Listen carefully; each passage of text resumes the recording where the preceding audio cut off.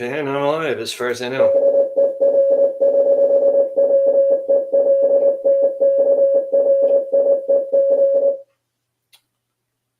All right, another one. Great to see you guys. And like I said, as per usual, I'll wait a little while for people to pop in, so we can start doing the History Heroes trivia thing. But first off, I just want to say welcome everybody, and please let me know what you're up to. I know that. Well, I know I know what a couple of people are up to. Like for example, Charles Latora. There, you're up to. Playing a bit of Amoeba Wars and obviously up to your eyeballs painting miniatures and whatnot. Harro Bosma too. Yeah, I wouldn't mind finding out. I know you said that you were going to get Pursuit of Glory out onto the table, but I'm not sure if you actually ever ended up actually getting it onto the table. So please let me know. That would be great to know. What can I start off with? Yeah, as per usual, I did make, which I'm glad I did. I did write out some notes, and hopefully that'll keep me on track. And also later, well, for I guess a master thing, if you want to call it on track kind of thing, is I started making. I'm going back to the way of, and I've got to also balance it out as well. I know that I can't go too far towards trying to do too much all the time and burn myself out. But this is, I just put out hourly chunks. I've got 48 slots here for each day, and then I'll just try to figure out what the heck I've been up to, or I need to, get accomplished in a week, like, for example, work and so on and so forth.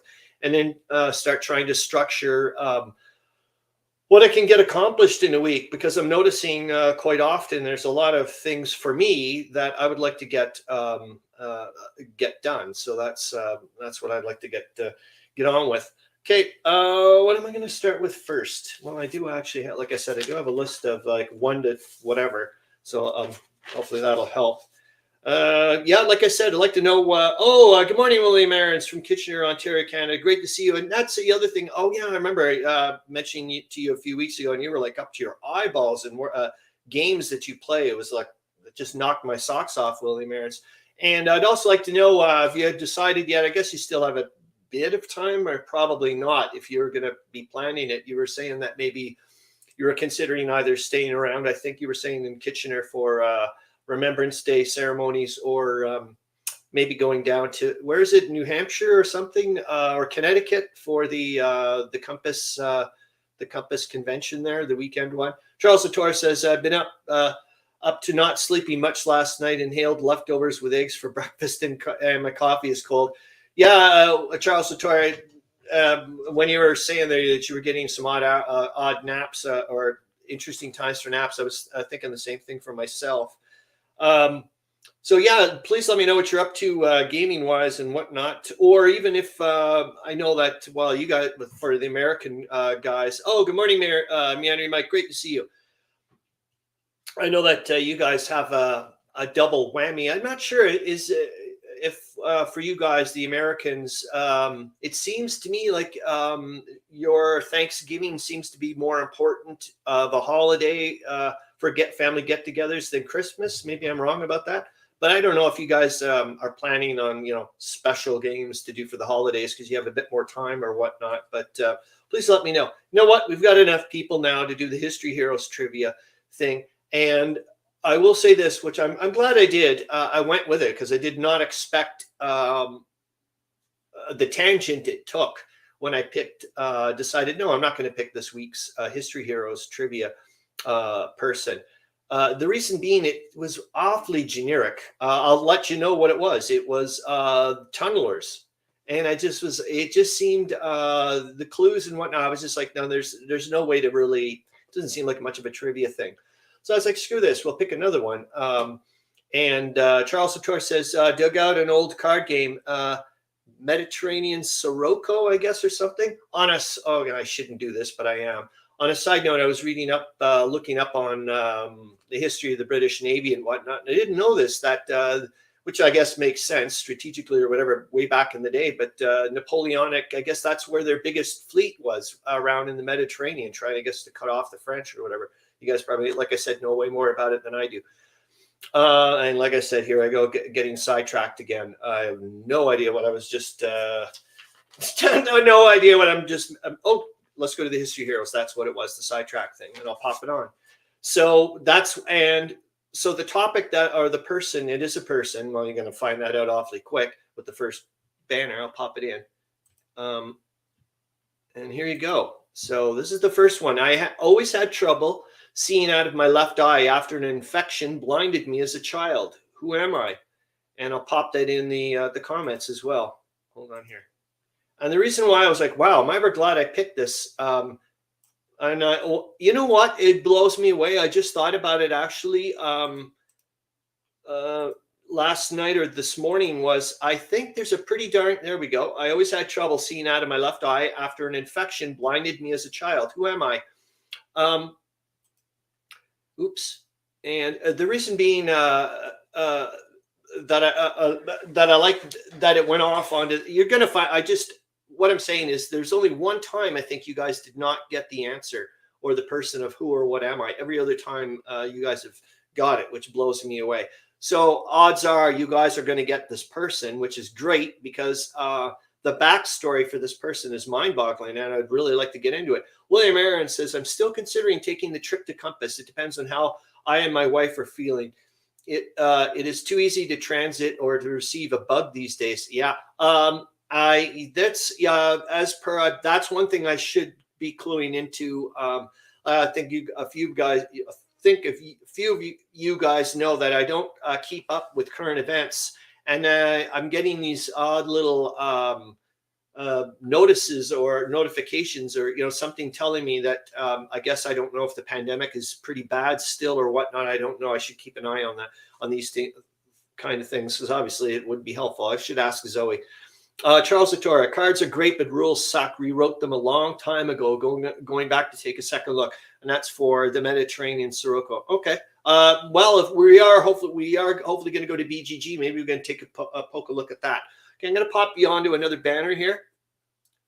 Boink, and there you go. And we're back to the comments. Harro Bosma says, no gaming this weekend, babysitting my 3-year-old niece.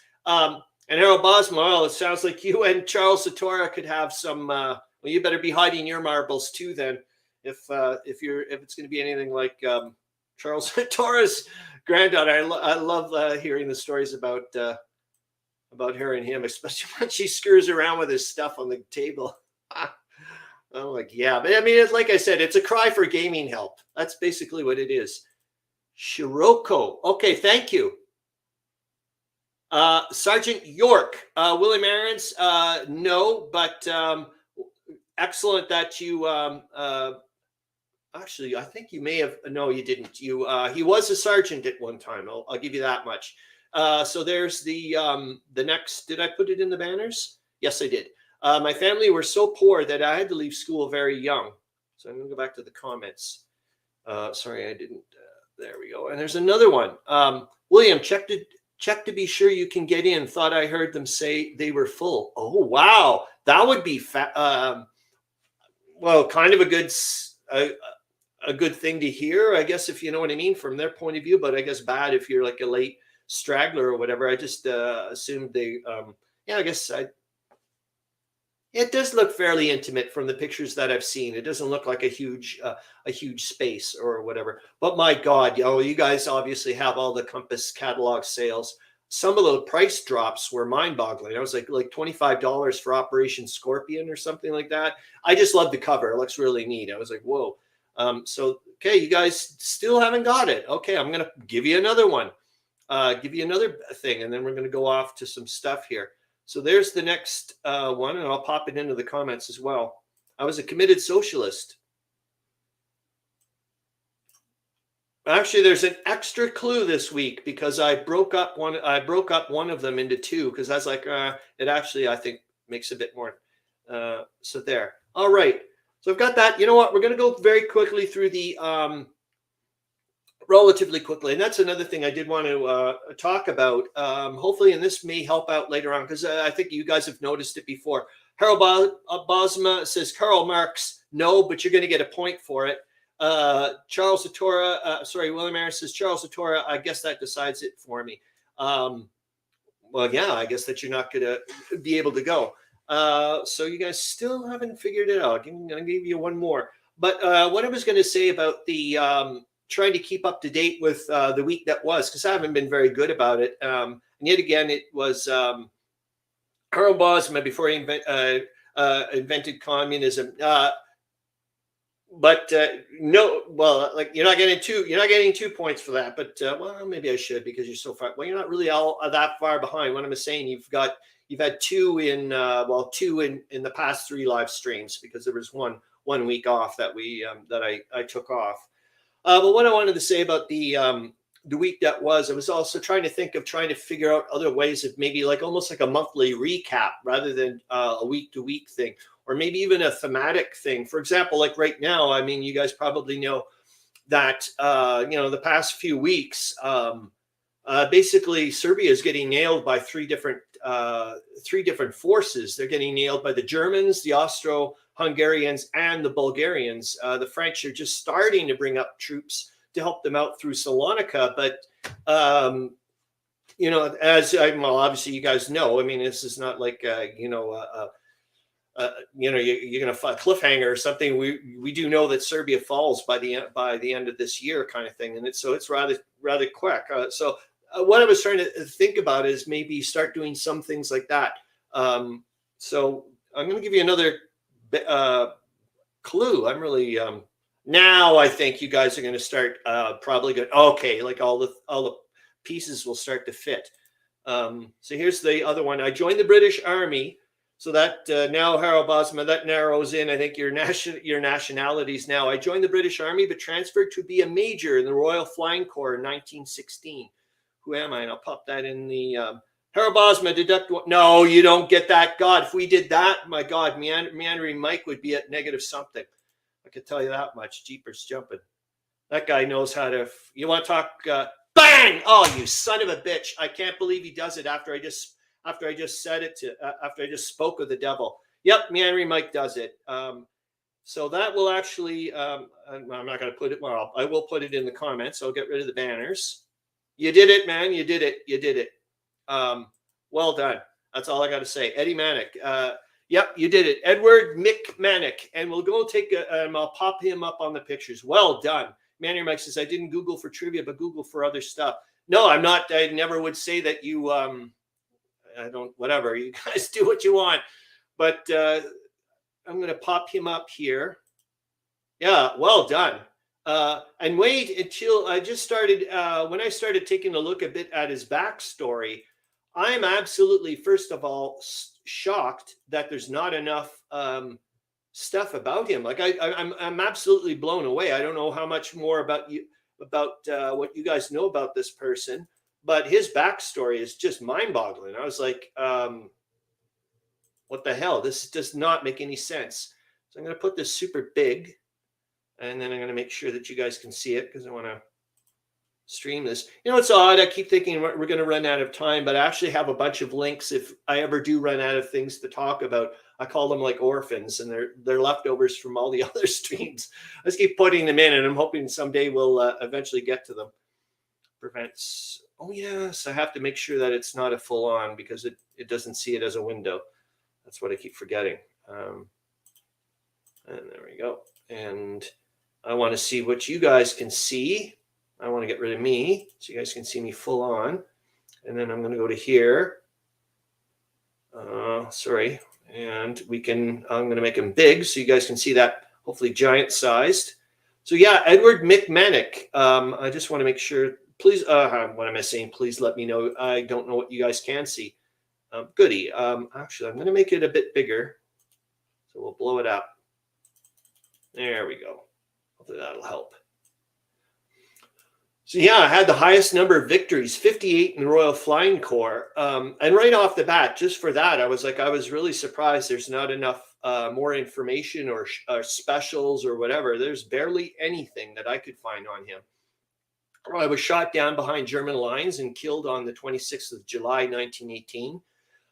They actually found his body away from the plane. So they assume that he probably tried to jump at a certain distance and see if he could save himself. I joined the British Army, but transferred to be a major in the Royal Flying Corps in 1916. I was terrified of burning alive, so I carried a gun to shoot myself if my plane caught fire. My family were so poor that I had to leave school very young. I was a committed socialist.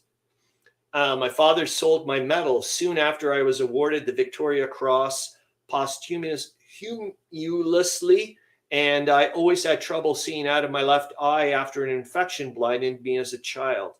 And I'll stop sharing and I'll put that away so you guys can see that here. And then I'm going to present you some more stuff. And I put the links into the, yet again, in the live stream description.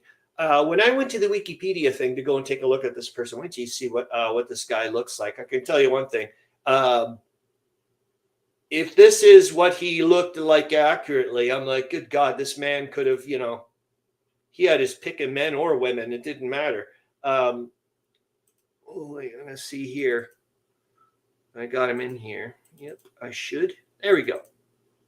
Actually, that's not. Well, so this is from IMV, but well, why not? I'll put him in there. So hold on here. I want you to present. Meandering Mike says, amazing he could fly with vision like that. And Meandering Mike, when you start if you want to read up on his backstory, it's amazing he even ended up there. I'll just give you some quickies. I'm going to throw his picture up so I can start babbling. So this is from the international. There you can see him. Well, I could show if you see the Wikipedia picture of him, you're like, okay, this guy could do anybody he wants, no problemo. So he was. I just put it this way: there's like 20. Of course, some of it is a lot of it is references, but there's like 22 pages of him on Wikipedia. And when you I haven't finished reading all the stuff about him. Harro Bosma says, was he shot down or shot fleeing?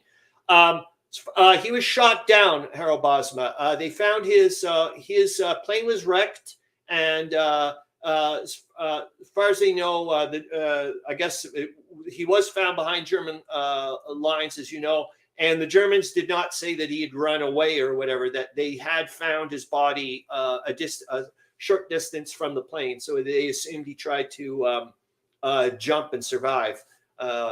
Just amazing to think what goes on in people's minds back then, especially when the fact. I was thinking too, I was like, my God, this person actually had a gun.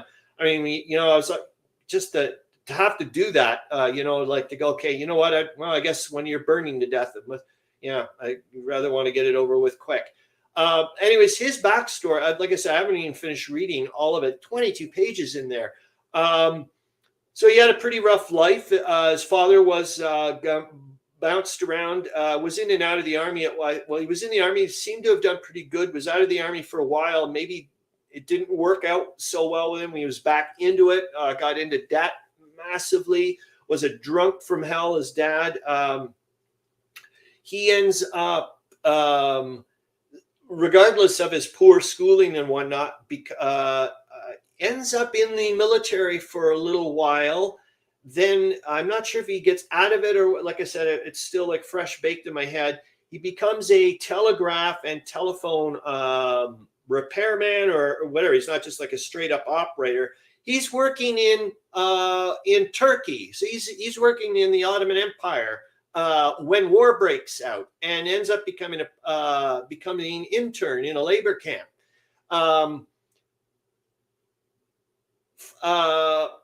After I think they catch him eventually. I think there was a few times he tries to escape or whatever from the labor camp. It was something about a story about him tunneling to get food or whatever from the guards. They catch him and end up imprisoning him. So he ends up getting into a proper prison, becomes massively ill, and due to the fact of him being so massively ill, he becomes part of a prisoner exchange at some point in the war, at the early part in the war, and they use him as part of it because they're like, well, there's no point. He's never going to end up fighting, so why else we'll just send him off. After a while, he gets back to health, becomes part of the ambulance corps or something. He seems to have some, and I thought at first it was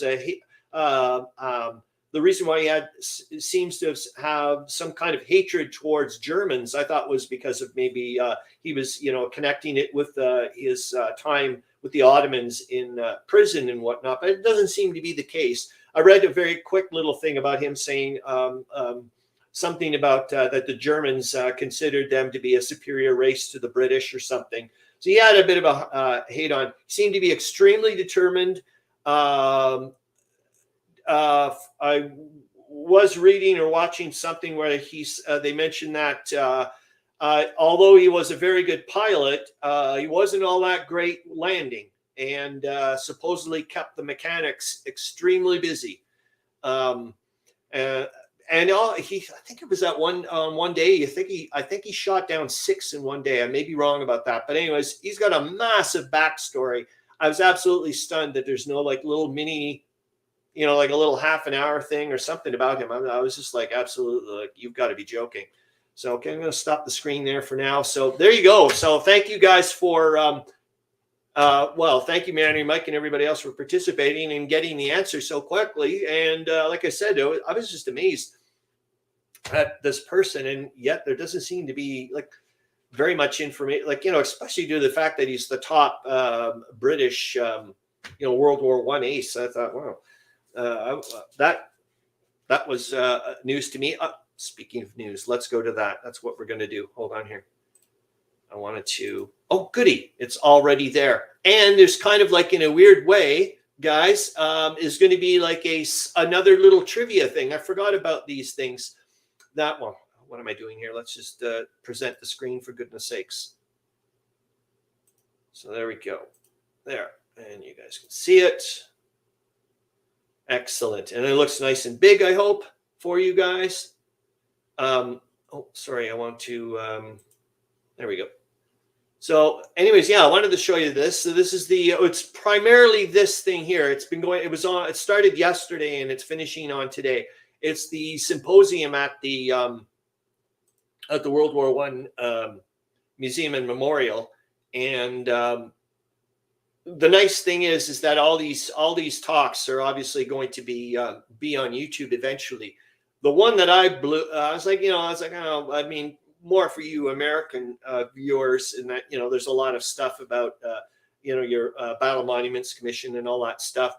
However, this one would have been interesting to listen to. But like I said, it's going to be on these will be on YouTube. I can't wait. We obviously have to wait, but they'll be on eventually. It's this one down there, The Myth and Memory of the Lafayette Escadrille. That looks amazing. I really am interested in hearing that. I remember popping one of the images of that for the World War I image of the day. I think it was for Whiskey and Soda, or whatever the heck. There they are, the Whiskey and Soda, the two lion mascots that they had down in Mesopotamia. And I was like, oh boy, I'd really like to go and, it'd be nice to wait for that to pop up. And then, oh my gosh, you guys can't see that. Share this. There we go. Sorry about that, guys. You guys can't even see this. I forgot that it popped onto here. So there you go, is what I wanted you guys to see. Is this one here, is the glorious deeds long since forgotten, the American First Army and the St. Mihiel offensive, I guess. That I would like to do, but it's that one here on the right-hand side here with Michael Hankins. Boy, oh boy, that's going to be a dandy. So that was it, I think. I'll stop sharing that, and I'll get rid of that, and I'll pop you back. And Meandering Mike says, wow, looks like there were quite a few times where he was shot down 2 or more planes in the same day. Thanks for looking it up, Meandering Mike. Yeah, and that was another thing. I didn't realize that this scene, obviously with some of these aces, that this happened. I'm absolutely amazed that people were able to do multiple hits in one day. Harro Bosma says, curious what type of plane he flew. Maybe Meandering Mike will pop it up for you and find out. And it seems like, as per, I don't know if you would know about this, Harro Bosma, from what I've been reading anyways, like with Baron Richthofen and whatnot. As you know, they may not stick with the same plane, throughout their career or whatever, if you want to call it that. Yeah. So, ironically that you mentioned that, I've been trying to look up, see if there was any fighter aces that used the Halberstadt 5 or whatever. It looks like nobody did. So I'm like, maybe it was a plane that sucked. I don't know. It's like, and yet I've got this fascination with it for some bizarre reason. Okay, so we did that one. That little Meandering Mike's is a Newport 23 initially. Interesting. Seems like a really nice looking plane too. What other news piece I did want to kind of show you? I've got to pop on my, hold on, I can get rid of that then. Let me go to here. Is, where are you? So we did that one. I did that one. Oh yeah, like I said, I wanted later an RAF SE. I don't even know what the heck that is. Plane that is. Oh yeah, it's the Osprey publishing thing. I just wanted to quickly take a look. Maybe you guys would be interested in. Remember, I almost did it again. I almost popped in the link in the wrong one. That would have been unfortunate. But I do want to get the BGG, and we can start talking about some of the games, because that's would be because I think that's going to go into a ton of stuff.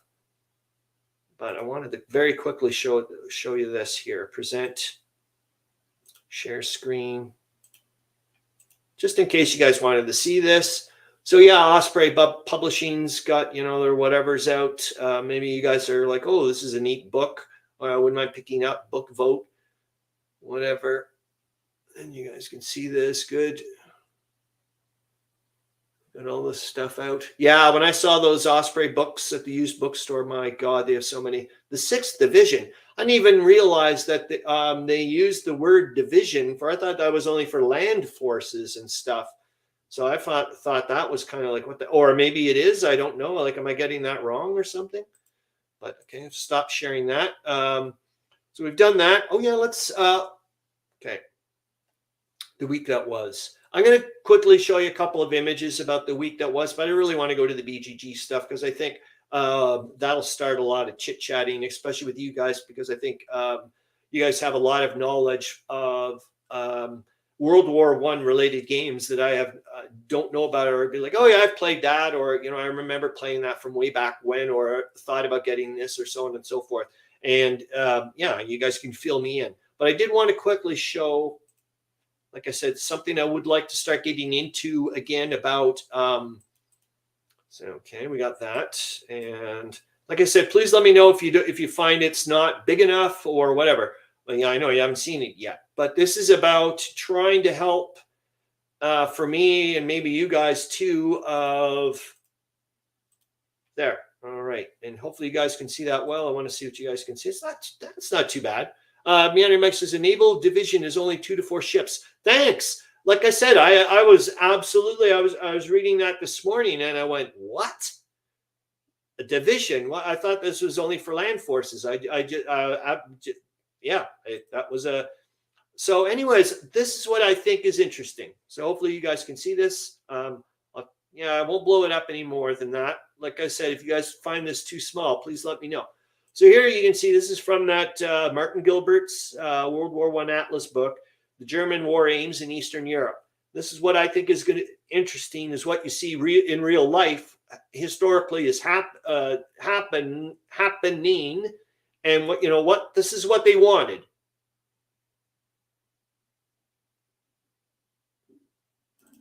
Oops, you can see that, which I think is, it's like, wow, that's quite a bit. Hopefully you guys can all see that. Now let's go to what is going on more or less right now. Look how much has. So I mean they've taken. I think they've taken. No, they haven't taken Vinsk, but they're pretty darn close. The Germans, but just look at the massive. You can see. I should have done like a side-by-side comparison, but oh well.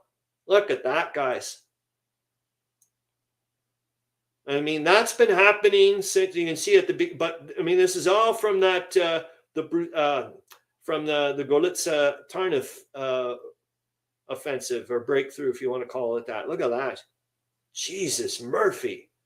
And then just to kind of give it a little bit of a, like you can see here, I'm going to, like, there's Pinsk, there's Posen there. Look, I'm just using my map.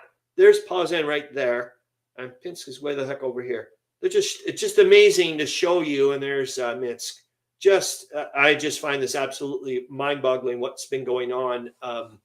That amount of just also thinking that logistically having to put that amount of, to get all that rail converted and whatnot. On a side note, yet again, about, and then we're going to get to the BGG thing, that Mackinson now is got nothing to do anymore with the Gorlitz Tarnów breakthrough and all that stuff going around up there. He's now coordinating the Germans down in Serbia, and that's how effective they are. And as far as I know, Hindenburg has been starting to shift troops away from Galicia and whatnot and start to bring them up north, realizing that about as, oh my God. And that was Harro Bosma says, looks like blitz progress during Barbarossa 41. I know, that was, it is shocking to see this. On the Great War Channel, listening to this, which I find was kind of neat, is that he was saying this week that the Russians, and I was looking, it was neat too, because I'm reading, in the chronology book, and then like, the Russians are making progress or stalling or pushing back, or were able to take tens of thousands of prisoners. I'm like, what's been going on here? And supposedly Nikolai Ruski, a former commander of the Third Army at the very beginning of the war, I guess he's the head honcho right now in real life going on down there, starts changing some of the tactics in the way that they were constructing their trenches. He had them in reverse crescents. So as the Germans are coming in, they had the tips are supposedly with the machine gun nests, and were able to just nail them that way, left, right, and center. So I thought that was kind of neat. Let's go to the BGG thing. Like I said, I've got 4 trillion things I could chit chat about, and it'll just go off into orphan land. But I really would like to get into the BGG stuff. So hold on here. I'm going to kind of pseudo pop you there so I can see stuff. I can get rid of this. And then off to BGG land. And it's the Guns of August this week. Well, if you had seen it, and which I thought was kind of neat because, hold on, we got it here. There we go. Just got to make sure I put it in. And I'm just going to, so that way I can see you guys, present, share my screen, the Guns of August. Please let me know if you've played this or anything. I would love to know. So this is the nice thing about the Guns of August thing. I was and reason why I picked it up is because after we were talking about that, I had said, I noticed this person called Clark Commando 1983, and you guys are like, and I had noticed that both Charles Latora and Meandering Mike had commented on this person, and you, Harro Bosma, even knew about him. And I was like, oh, this is so neat. Anyways, I was looking into him, and he had just recently done some stuff on the Guns of August. And I went, well, might as well watch that. And it got me thinking about stuff. Meandering Mike says, I've not yet played Guns of August. And it's an Avalon Hill game. That's why it was interesting. Meandering Mike, I was like, yeah, I doubt Meandering Mike has probably played this because it's not an SPI game. But if it was, he probably would have. Let's go to some of the images, and I will. It was nice to. And the other thing is, you can get the 4th edition rules right now online if you wanted to. Harro Bosma says never played. Looks very accessible. That's what I've. I don't. Am I allowed to? Yes, I can still do it. This is the weird thing. 1,040 counters. What in the world? Charles Latora says I need a copy. Oh, neat. Well, they're not. It's not expensive. I just saw one for less than $20 in amazing condition on Noble Knight. Amazing, like unpunched. And I don't know if you guys know about this, but there's a reprint. Harro Bosma says Balance of Powers from Compass has my interest, but out of print. Oh. Harro Harro Bosma, I'm going to look for, there could be, we can talk. I'm just going to say, but of course, yet again, with shipping, but you would get nailed anyways. So, but there's a local, well, actually, it's the store in Kitchener, Great Board Games. That person may have a balance of powers. They do extremely low volume. I think the guy like picks up a few. I think what he probably has like a post office box in the States. Picks up some books, games, brings them off, and then sells them for a slight profit. But I'll tell you one thing, he just certainly doesn't sell them for a big profit. Anyways, here we go. So I'm going to keep showing you this. So, some handmade. You can also, from when I was watching the Clark Commando 1983 videos this week, is that there is an online place. You can buy new counters if you want to. Revamped counters. I've no idea why. Anyways, with this game, it started to get me into thinking about media. I wouldn't call this a small footprint game, but a medium footprint game, and being able to play the entire world, all of World War I on a relatively. Oh, you got to admit, that is a really nice cover. And then also, I'll show you the other things of, we'll get back to it, was, I want to get into the forums here for a little bit, was it's the videos. So this person here, this other person here did a really good job here, Grumbling Grognard. And that's what I was like, this game must be half decent due to the fact that this person is like, oh, we've been playing it repeatedly off and on, like over the years and so on and so forth. And it seemed like a lot of people were mentioning that. So I was like, oh, this is neat. Like I said, I was able to download and you can get, you can get it from BGG here, I think, just even in the files here. Yep, you can see there, augmented Guns of August rules, plays, the whole 9 years. But there's the 4th edition rules right there. And so it was neat to read up on that very quickly, to look into it to see if there's going to be some stuff I could kind of steal or whatever. And here's the remake of it. This is it. So the Empires and Alliances, you guys probably know about this. This is monstrously expensive. It's not on sale, as far as I know, on the Compass thingamajig. So this is the same, one of the original designers. The only thing I've ever heard about, I love the map. I actually have a little printout of it or somewhere. But the thing, people are only complaining that the map is too big. But whatever. But supposedly it is, I guess, corrected a lot of stuff. The counters look pretty darn nice. 1 month turns or something like that. And I guess it's, those are divisions there. And some cores. But those are divisions right there. Okay, let's go back to, how do I do this again? Okay, there we go. We're back to that thing, which maybe brings me to what I would also like to chit chat about. Let's see if I can grab my notes so I don't. Yeah, the guns. The rules are available online. If you guys know of other medium footprint games that are like this, I'd like to know about them. Which is, now I'm going to get to this one. I was starting to think about it, guys, and it was this because so here we are at the Serbia Defiant one, and it actually, no, we're going to, well, we're not going to go to this. So I need to go to my link. Hold on. It's the Serbia Defiant. This one, I think, I don't know if you guys think about would think this would be a realistic or a good scenario to introduce people to. And you can see this one, goody, and it's somewhat big. Charles Latora says Empires and Alliances is a real good game. When I played it, Serbia did get knocked out early before Italians got involved. Oh, thanks, Charles Latora, for letting me know that you had played it. And obviously you must have it.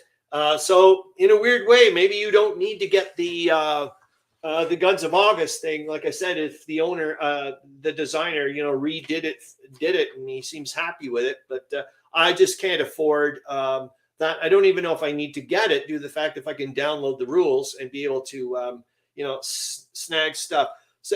So anyways, when I was looking at this, I was thinking, I wonder if Serbia the Defiant, October 1915. So this would be, seeing Serbia go bye-bye, which is kind of connected with what you're saying here, Charles Latora. Harro Bosma has never heard of the title. Very interesting. Which one? The Empires and Alliances one? And if you haven't, that's good. So I was wondering if this would be a possible good. I don't know if it would be a good game to play at a convention. Okay, cool, Harro Bosma. I don't know if this would be a good game to play at a convention, but I like the idea of lots of players that you could have. And I think maybe, some of the sides would be a bit big, but I think from what I can see very quickly from some of the rules, it looks like this would potentially give all the players a very good chunk of a lot of the Der Weltkrieg rules, rather than, let's say, the introductory scenario for Tannenberg, where it's like, well, you don't have to worry about this, that, or the other thing. There you can see the troops. And see, you got a bit of river for flotillas, and you can see there's a fair amount of Austrian troops, but it's not a ton. It's not a lot of counters there. So that would be just, one person maybe. And then the Germans certainly don't have a lot, but they've got 80 supply points. Holy smokes. And then you've got the Bulgarians there. That's not a lot. Then you've got the Serbians over here. And in Montenegro and Greece. And then just a very, very slight little, obviously, because it doesn't last very long. It's not a very long, it's only from, what did they say? I think it's like the end of December or something like that. So, anyways, I just thought maybe that would be an interesting one to think about here. I'm going to go back on so we can at least stare at something. So you have to look at my face. I'm going to go to BGG then. Hold on. Let's see if you guys can see this. Yep, you can. We'll go back to Serbia Defiant and take a look. And we'll just look at the, actually, let's go to some of the forums. What was it? Is it replay? So this person, actually played Serbia 1915. And there was another person that was comparing, I think we talked about it a few weeks ago, where the person was comparing Serbin, Musterbin with the Der Weltkrieg one. They had played the GMT one first and then played the GMT one. Here, let's go so we can just stare at some stuff, whatever. So as you can see, it's pretty wide open. And that's why I was like, hey, maybe this would still give players a bit of open space feeling and not so locked in, but still being allowed to learn a lot of the rules for Der Weltkrieg. And maybe would be a bit more, interesting than what, the typical whatever. And I don't know. I don't know if it would play out well, but I think it would be an interesting thing to think about. What else have I got? Oh my God, 10:45. What the hell? So that's, like I said, I would like to, that's one thing I would like to think about. What else? Oh yeah, let's go to I'll very quickly talk about the Tim Cook lecture. And I'm going to show you the book, hopefully.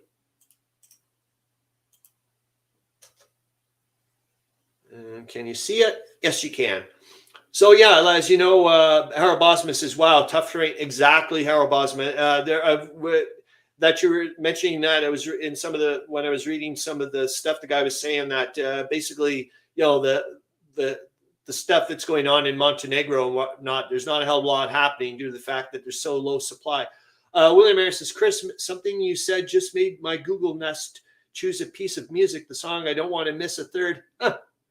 Amanda Mike says, with such thin lines and such harsh terrain, hard to kill anything on offensive. Yeah, so maybe it isn't. And there again, oh gosh, and we will hope to God we talk about this. Well, we will, because I've got it written down, and I think it's pretty important. about games, and like I want to get into, I've mentioned this before, guys, about scale and trying to find what best fit. And there's the other thing, yet again, you guys also know about these things. As far as I'm concerned, there is a difference between simulating and a simulation. And I think many times when we get to the Der Weltkrieg scenarios, that's potentially what the issue is it's more of a simulation with those scenarios and those massive restrictions of, you can't do this, you can't, and it's like, that's okay. I mean, but it's, if I'm like, okay, if I want to play a game that simulates a lot of the stuff that went on, but I still have a lot of the decision making, I don't think doing Der Weltkrieg scenario is the way to go, as far as I'm concerned.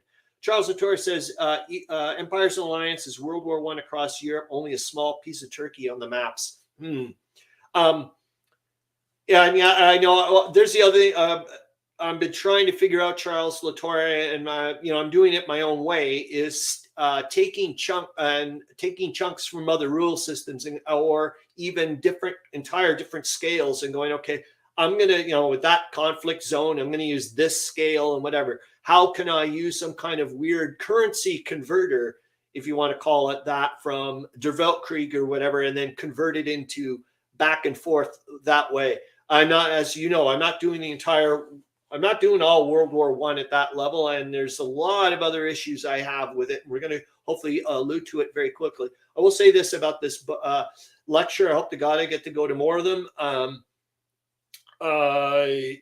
The only thing which you guys may not know about, which I thought was rather interesting, was that he's found information, Tim Cook, on this, about that there were doctors going around removing body parts from a lot of the Canadians, a fair amount of the Canadian soldiers, and were storing them for later research, and also to show people, like, okay, this is what a heart looks like with shrapnel through it, or this is what a brain looks like, after it's been pulverized, and so on and so forth. And that was interesting. I'm not going to tell you my feelings on it, or I'll let you guys decide what you guys want to think about that. But and like Tim Cook said in the he said it kind of makes the term body snatchers have another feel to it.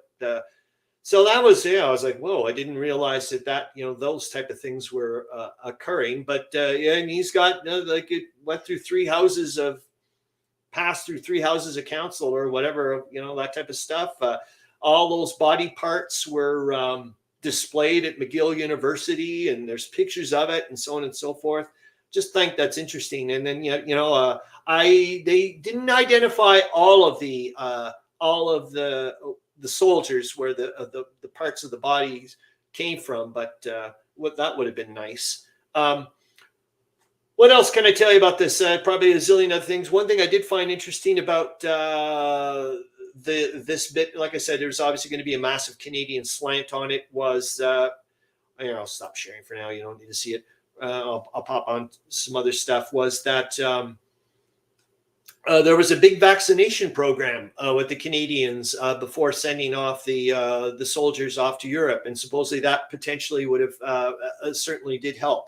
Also, that John McCrae there, the author for the famous poem, supposedly mentioned, and I think he died of meningitis or something, 1918 or whatever.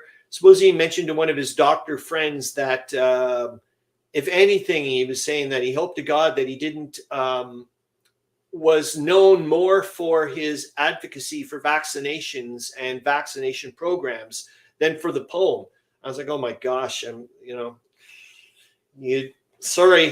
everybody certainly doesn't think about that. I can tell you that much.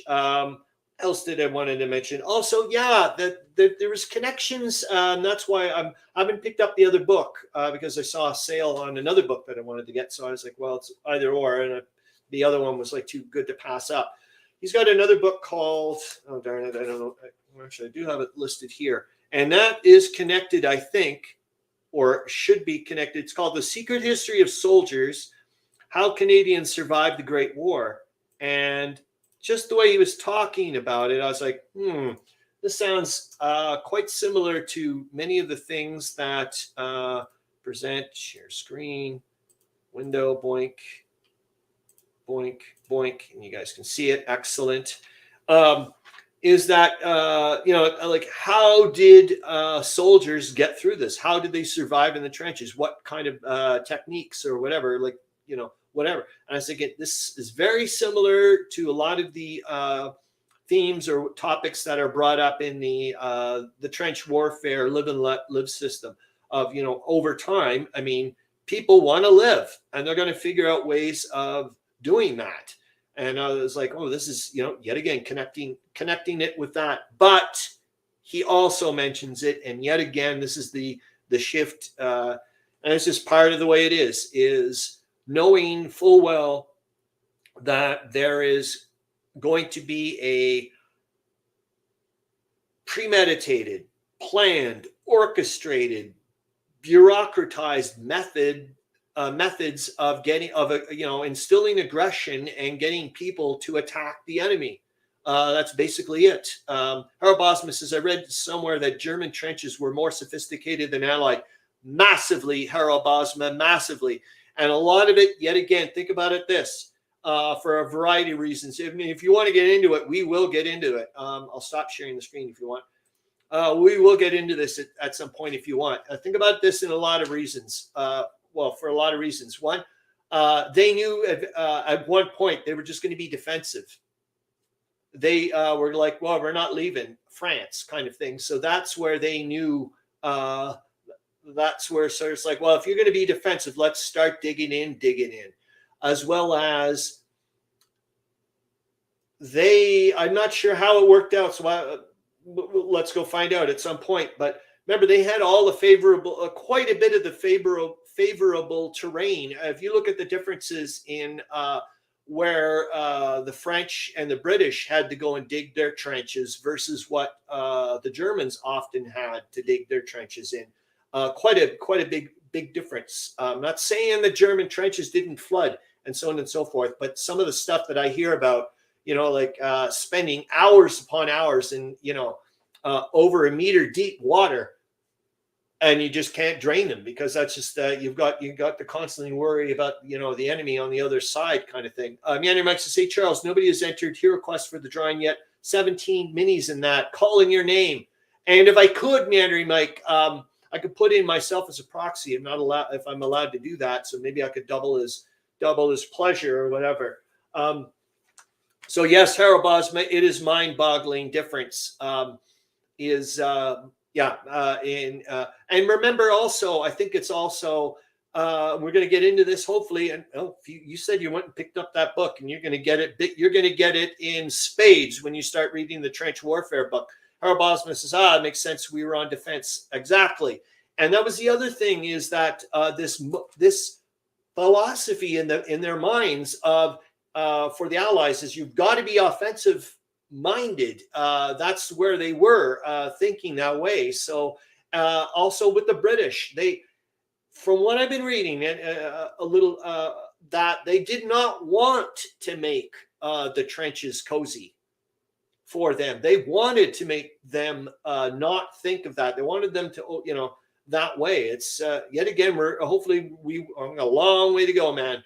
We're only, we haven't even reached 1916 yet. To find out how all the developments, and yet again, on the side note, I wish Hex to Hex was here on a side note because they're talking about map reading and so on and so forth. I didn't realize how much, like a lot of, even when I was with the Tim Cook lecture there, that part of their studies was all soldiers had to learn how to draw or sketch half decently. Oh my God! On a side note, I can't wait to talk to you guys about it at that point.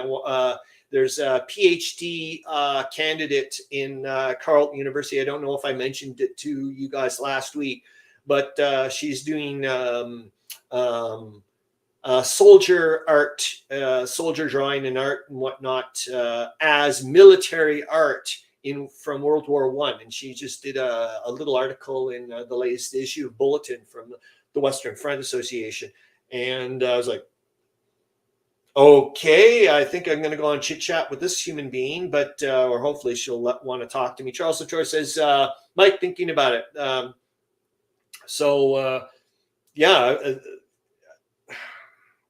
Wait, so that, anyways, about the sketches and that type of stuff, and then finding out a bit more about Mick Manick, Edward Manick, there, the pilot, and that in part of his training that they had to learn how to read maps and so on and so forth, and then that, like I said, yet again about the military maps and why I would like to learn. Of course, it's going to give me a lot more things about in context and how they do that. I can't read, like half the time I look at some of these maps, I'm like, these red lines going there, I don't know what the hell's happening. I'd love to. That's for bloody sure. Oh darn it, I got sidetracked again. Well, let's just go on to something else. We don't have much time left. Oh, and I do have to get going because I've got to drop my my winter bike off at the shop in a bit. But yeah, those connections I just thought was quite neat, and getting into this bureaucratization and the trying to get people to fight when they don't want to. That's going to be a dandy. What else oh my gosh, and well, there's no way we can talk about it. It's going to be an orphan thing. Is yet again when I've been listening to the BBC Voices of the War, the World War I stuff. The narrator, one of the historians, says you've got to remember. Let's take this into context. Like, get some perspective about when listening to these veterans. First of all, this happened a long time ago. They're also human beings. Remember what it's like to be a human being, in a sense that you also may perhaps want to embellish. You also may perhaps want to be at the most famous battles, and so on and so forth. People lie, people whatever, and it's like, don't judge, and why I'm bringing that up is because Peter Alexander, I think I've mentioned that, a colleague friend of mine who's from Belgium, who's helped me out a few times. Like, for example, I found out about that British, the Belgian cavalry squadron or whatever that captured a U-boat and their crew off the shore off of France. Like, what the hell? Meandering Mike says would probably only cost about $6 to ship to California since relatively light. There you go. Why do I keep doing this? I just get so sidetracked, man. I don't know what in the world's going on with my mind. Oh yeah, it's about Peter Alexander. And then he's got he sent me this whole long story. He's mentioned it to me a few times. I think I've mentioned it to you guys as well, that his great aunt or whatever married a German officer that was billeted in her Belgian house way back when. And he's got this whole long story, and he gave it to me on an email. And afterwards I said, is it all right, Peter, if I could use bits of this for the live stream? Because I think a lot of people would be very interested in hearing this. It's fascinating. And he said, go for it. And so I will. But and he even says in it, he goes, I don't know how much of this is real, because and it yet again connects with that thing. I went, Charles Latora says, and how do I get you my money? You can send it to me, Charles, and I'm sure Meandering Mike will get it. If you believe that one, Lord have mercy. Okay, this is how we're going to end it, because I want you guys to think about this as well, because maybe this will help out next week about getting towards more of the BGG game of the week, and we'll still go off into random land and whatnot.